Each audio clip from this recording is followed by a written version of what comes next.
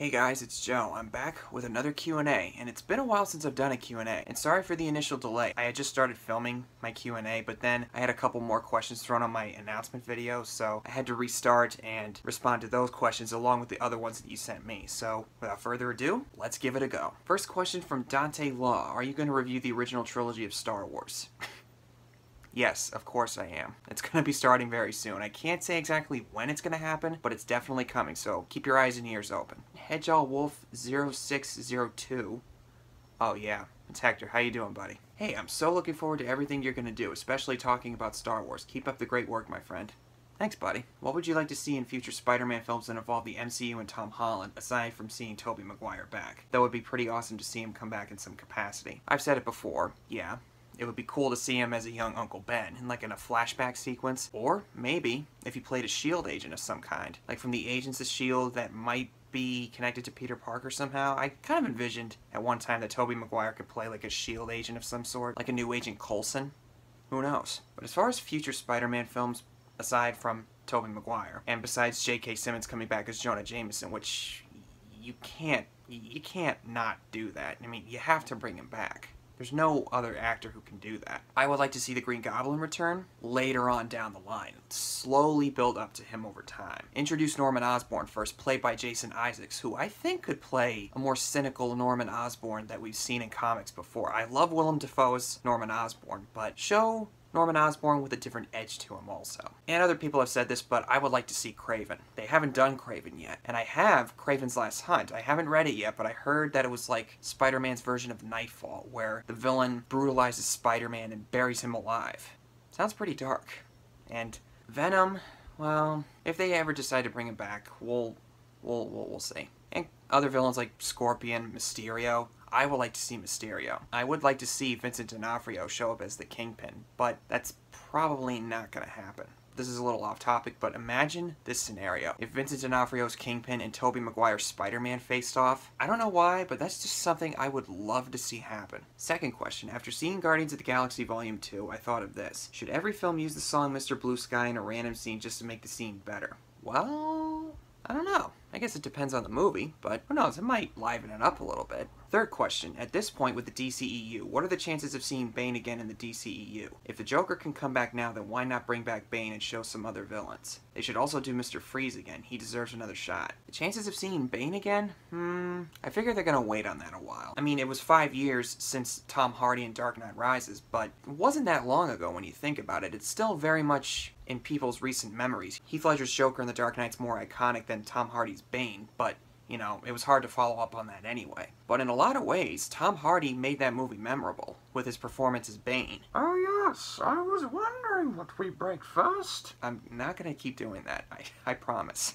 I would like to see Bane show up again. With this universe, they would probably go more in line with the comics as far as his look is concerned, but I would like to see something very reminiscent of the Arkham series of Bane. I think that would be kind of cool, particularly in Arkham Origins. I thought that was really cool. But again, that could be a while, depending on how long this franchise goes in general. And Mr. Freeze, yeah, I agree. Mr. Freeze deserves another shot in the films again. Especially if you know his backstory, which the animated series changed up a little bit by giving him a wife, Nora Freeze, who's been sick and he's trying to find a cure for her. He's probably my favorite Batman villain besides the Joker, because his story is very tragic and it's very sad, and it's really hard to not root for him in a lot of ways. Who would I like to see play Freeze? I don't know. I heard some people say Patrick Stewart, and that's not a bad idea, but I feel like he's a little too old. If you guys have any suggestions, put them in the comments for me. Next set of questions comes from Super Gamer. What are your top 10 Spider-Man villains? And also, what are your top 10 Batman villains? Ooh, that's tough. I'm not really good at creating top 10 lists. I have enough trouble coming up with favorite movies of the year that I've seen. That's really hard for me to do. And everybody else does it, and they can do it, that's cool, but I find it very hard to do that. But some of my favorites, I'm just gonna name some, not like a top 10. For Spider-Man, Green Goblin, Scorpion, Mysterio, Doc Ock. I like a little bit of Shocker, especially in the 2002 movie video game for Spider-Man. I thought that Shocker was pretty cool. I really like the Lizard. I find him to be a very tragic character. Batman villains, the Joker, Mr. Freeze. I like the Penguin. Riddler's not too bad. Kind of annoying though, but he's meant to be that way, so what do I know? Bane's pretty cool, and I like Ra's al Ghul. Now, I'm not just basing it on the films themselves. Like, various incarnations, they all keep the same spirit of the character in their own way. They just obviously put a different spin on it in each one. So, yeah. Next set of questions comes from Tom Blakeney, who's been following me for about 2 years, so thanks, Tom, for all the support you've given me. First question, what would be your reaction if Sam Raimi came to your house and asked if you could make a cameo for his new movie? Besides the obvious answer, yes. There's one condition. Tobey Maguire has to be in the film, in some way. That's it. Second, what was the strangest movie-going experience you've had? I'm not really sure what the strangest one has been. Well, maybe I could. I talked about it recently with Full Metal Jacket, if you've seen my review of it. For those of you who don't know, there's a sequence where after these Marines fire a couple of shots at the enemy, and this song called Surfing Bird starts playing, what everybody said about the bird, bird's the word. It's one of the most bizarre things I've ever seen, and it's Stanley Kubrick, so you kind of expect that to happen. But still, sitting there and hearing that song play out, I thought, what the hell is going on here? Third question, would you be up for doing a podcast with me? Dude. Yeah, of course I would. It's gotta find the right time to do it though, obviously, and since Rachel and I recently did a podcast on E.T., I gotta figure out how to use that streaming system that she used, because I'm used to doing Google Hangouts, and Google Hangouts, I hate doing those. I think a lot of people would agree, so I'm gonna have to ask her how she was able to use that. So don't worry, Tom, I'll keep you updated on what I want to talk about. In fact, I'm actually still planning on doing like Spider-Man movie podcasts with you and Hedgehog Wolf and maybe even Marvin, who knows? So we could discuss the 5 films and the various incarnations of Spider-Man, but keep your eyes and ears though, gotta find the right time to do it. Next set of questions comes from Mr. Sheed92, who's been following me for quite a while also, so thanks, dude. Great job with your channel. You bring a unique insight to films that's so when I rewatch the movies that you review, it makes me appreciate them more. Oh, thanks, man. That being said, here are a few suggestions for 90s movie reviews. Saving Private Ryan, which would be appropriate to upload on Veterans Day. Yeah, I think that's a good idea too. I don't know, I might talk about that next year actually, since it came out almost 20 years ago, 1998. So, you never know. The Lion King. Ooh, yeah. I would like to talk about that one day. Die Hard with a Vengeance. Oh, love Die Hard 3. That is... Oh, I love that movie. The setting in New York City, Bruce Willis being John McClane, and Sam Jackson as Sam Jackson. What else do you want? You are about to have a very bad day. Tell me about it. Toy Story? Yeah, why not? And The Lost World, a defense of the film in the same vein as your Raimi trilogy and Dark Knight Rises review. That actually is not a bad idea. I actually like The Lost World more than most people. Is it as good as the original? Well, not exactly. But I'm gonna have to watch that again to see what my full thoughts are on it. Thanks for the suggestions, dude. Anyways, keep up the good work, and I can't wait for you to talk about 24 and Star Wars. Neither can I, bud. Stay tuned for that. Next set of questions from Marvin's channel, who's been following me for quite a while, so thanks, dude. Hey, Joe, well done for getting this far on your channel. Here are my questions. 1, if Tobey Maguire and Jennifer Lawrence were announced to be in a movie together, what kind of movie would you like to see them in, and what director would you like to see them working together with? Favorite actor and favorite actress. That's ideal. That's heaven. As far as directors go, it varies, really. David O. Russell? Maybe. I'd like to see Tobey Maguire in a David O. Russell flick. That I think would be kind of cool. Steven Spielberg, J.J. Abrams, Christopher Nolan. I don't have a definitive choice, but those are some ideas. As far as what kind of movie would it be about, I'm not really sure. Horror movies? I don't know. But it'd be hard to resist though, because considering I love both Tobey and Jennifer. Whatever the genre is, I'm gonna see it either way. Second, if David Yates decided to leave Fantastic Beasts and Where to Find Them sequels, what director would you like to see take over? Maybe Alfonso Cuarón, who did Prisoner of Azkaban. I've said it before, but that's my personal favorite out of all the Harry Potter flicks. He brought a really unique style to the Harry Potter series. By all means, bring him back. And if Jon Watts left for Spider-Man Homecoming sequels, what director would you like to see do a Spider-Man movie? Jon Favreau or Joss Whedon? Say what you will about Joss Whedon as of late, but I feel like he could bring a really fun energy to Spider-Man. And Jon Favreau has proven himself with other flicks like The Jungle Book, Iron Man, and various other projects as well. 3, would you be up for reviewing our 5 favorite movies on our channels, where I give you my favorite movies, you review them on your channel, and you give your 5 of your favorite films, and I review them on my channel? Like, by 5 favorite films is anything you want, obviously, when you have the time, of course. Well, consider that. Sure. I like to branch out a little bit and watch something that's not what I'm used to. Even if I know it's probably not going to be for me, I'm still going to give it a shot regardless, so sure, why not? I'll let you know when. You still up for a Google Live hangout for Spider-Man Homecoming when the sequels come out and be announced to talk about the first movie and all that stuff? Yeah, I just said it earlier with Tom. I'm still planning on doing that podcast on Spider-Man Homecoming, but still, I gotta talk to Rachel and see how she learned how to use that streaming software, get a handle on it, and find the right time to do it. So I will let you know when as soon as I can. Last question. With Split being a huge hit with critics and audiences and being connected with one particular film, do you think M. Night Shyamalan has won people over and made a comeback, unlike some other directors? Also, are you excited for Glass? I'm looking forward to Glass. I think that would be kind of cool to see how far the characters have come since the original Unbreakable. And I feel like Shyamalan has finally found his niche in a way. People are still going to hate on him regardless with movies like Last Airbender or After Earth, which I haven't seen any of those things, and I don't really want to. I don't really think it's wrong to say that he belongs with much smaller stories. And that's what he does best at. So, Mr. Shyamalan, don't give up on that. Next question from Jaden Panera. Are you going to review the movie It? No.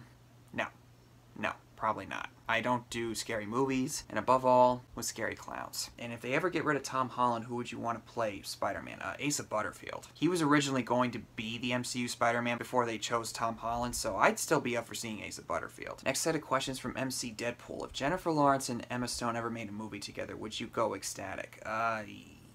Yes, obviously. Yeah, I love those two ladies. Besides being very beautiful, they're very talented actresses, very likable and charming. Enough said.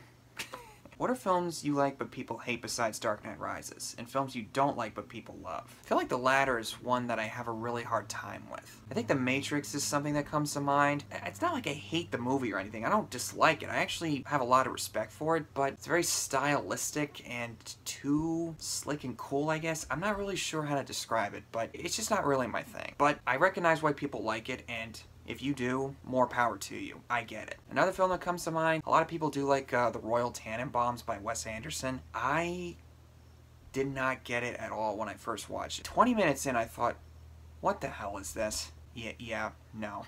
Not a fan of those.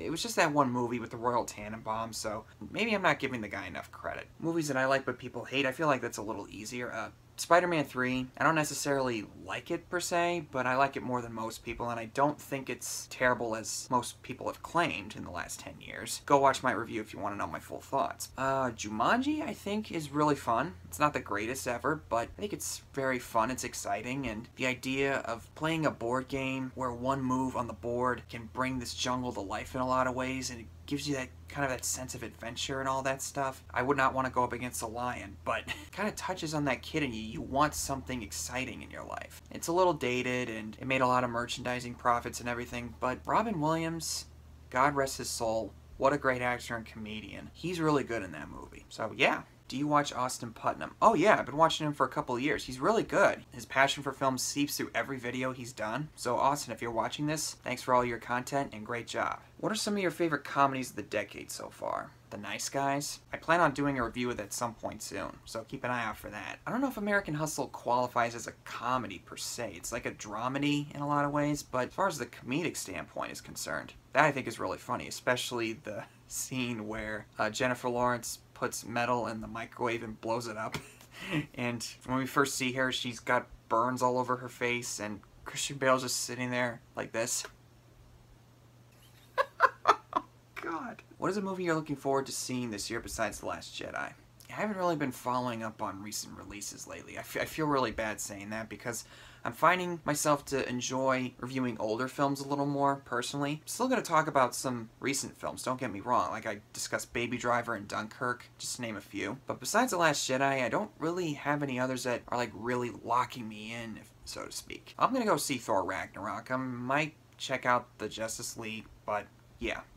But yeah, Last Jedi, hands down, that's the only thing I've really got on my radar as far as new releases go. I might check out Kingsman and the Lego Ninjago movie at some point soon. Next question from Coden. How would you rank all 6 Spider-Man films? Best to worst. Spider-Man 2, Spider-Man 1, Spider-Man Homecoming, Spider-Man 3, Amazing Spider-Man, and Amazing Spider-Man 2. Yeah, I said it.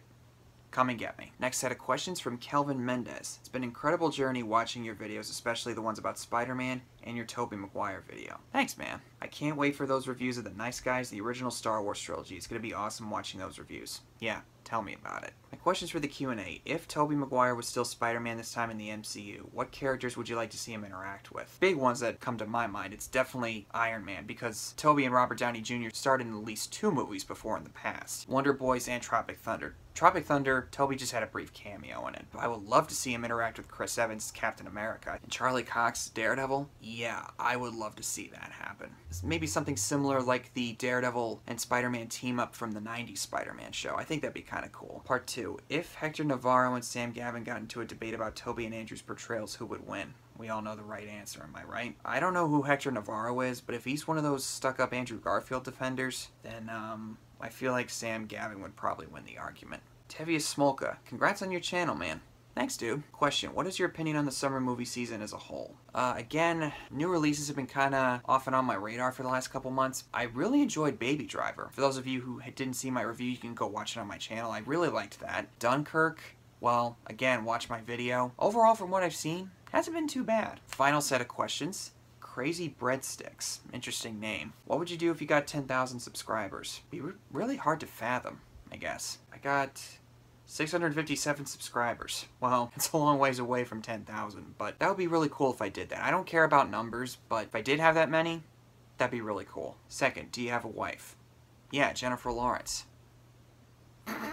And third question, what is your favorite Spider-Man comic? Comics that I've read are the early 60s comics. I like some of those. I haven't read the Ultimate Spider-Man comics yet, but as far as the ones that I've read, I like Spider-Man No More. It's a little biased considering Spider-Man 2, but I do really like how Spider-Man was the first superhero to actually say, screw it, I don't want to do this anymore. It was very groundbreaking and very original for its time, and it still remains relevant to this day. No other superhero before Spider-Man had ever done something like that. So I find that very interesting and very relatable because we all try to do some good, and after a while we feel like we don't gain anything from it. So naturally, you'd want to give up and go back to the way things were beforehand. Well, those are all the questions. Thank you guys for sending me your questions. Really enjoyed answering them. Some very interesting questions, some really good ones also. Stay tuned for more reviews from me, and I'll see you next time.